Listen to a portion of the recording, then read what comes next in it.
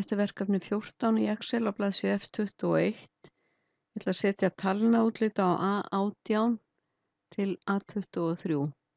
Þá fer ég hér í Number og Custom, vel hérna 0, ít á orðabil, Shift og 2 og skrifa ár.